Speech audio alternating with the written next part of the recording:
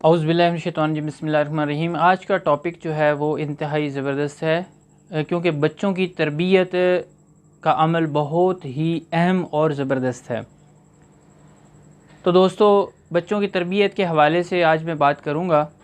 तो बच्चों की तरबियत में वालिदैन का बहुत ही ज़्यादा हाथ होता है और उनका बहुत ही ज़्यादा किरदार और रोल होता है इस सिलसिले में कि वह बच्चे को किस तरीके से तरबियत याफ्ता बना सकते हैं।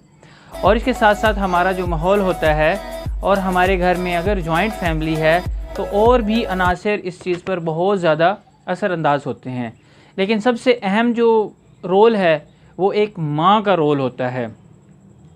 तो दोस्तों, ये आप लोग ऑब्ज़र्व भी कर सकते हैं कि जब बच्चा बोलने के काबिल नहीं होता, छोटा होता है, वो सिर्फ देख कर सीखता है, देखकर एक्सप्रेशंस के को ऑब्ज़र्व करता है और उसको अच्छा और बुरा अपने माइंड के अंदर सेव कर लेता है। मिसाल के तौर पर अगर बच्चे से कोई काम सरजद हो जाता है या ऐसा कोई धमाका टाइप कोई चीज़ घर में हो जाती है और अगर माँ के चेहरे पर उस वक़्त मुस्कुराहट आ जाए और बच्चा जब अपनी माँ के चेहरे को देखता है तो उस चीज़ को वो अच्छे अल्फाज में अपने माइंड में सेव कर लेता है। और अगर उसी चीज़ का रिएक्शन अपनी माँ के चेहरे पर गुस्सा या और परेशानी के आलम में वो देखता है तो उस चीज़ को वो टेंशन और गलत मायनों के अंदर अपने माइंड में सेव कर लेता है।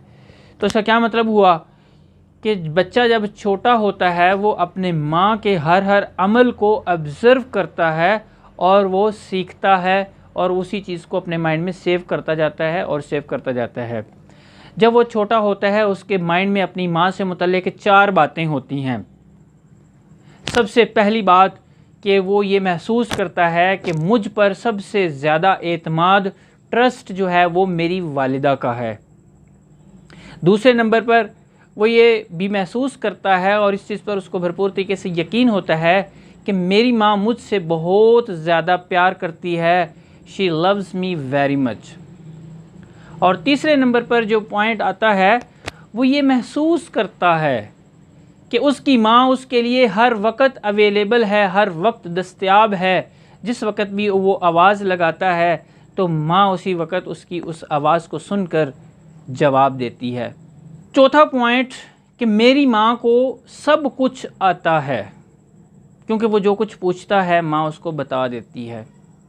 जैसे जैसे वक्त गुज़रता जाता है वो बच्चा बड़ा होता है, वो बोलने लग जाता है, वो समझने लग जाता है, तो फिर क्या होता है उस वक़्त माँ को बहुत ही ज़्यादा एहतियात की ज़रूरत होती है, क्योंकि ये वो वक्त होता है कि जिस वक्त में बच्चा अपनी माँ के ऊपर एतमाद करना छोड़ देता है।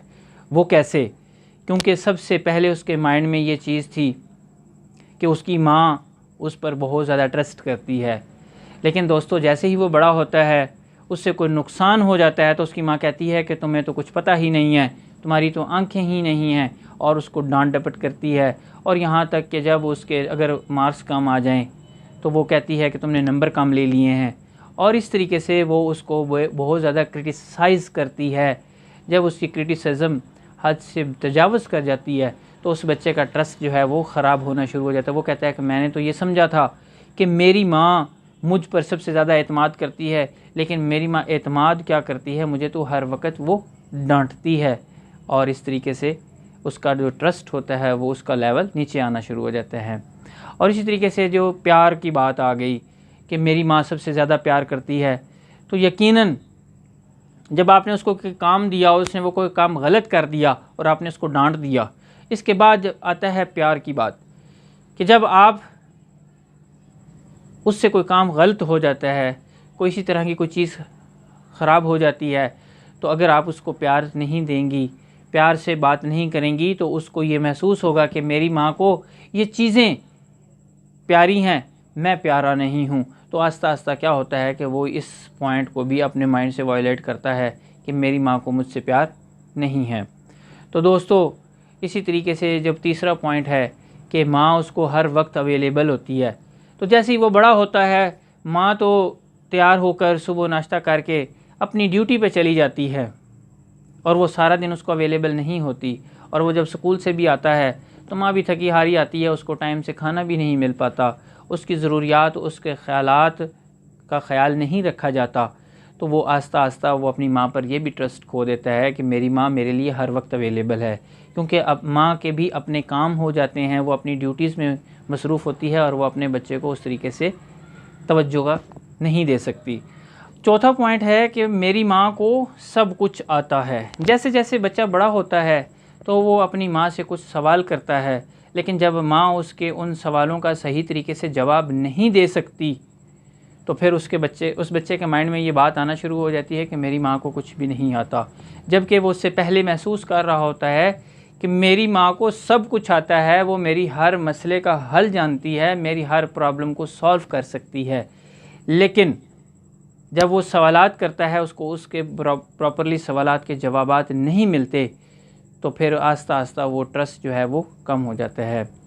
तो दोस्तों और मेरी माँओं बहनों, इस बात को आप लोगों ने भरपूर तरीके से नोट करना है कि बच्चा जब छोटा होता है तो वो इन 4 पॉइंट्स के साथ आपके ऊपर भरपूर तरीके से ट्रस्ट कर रहा होता है।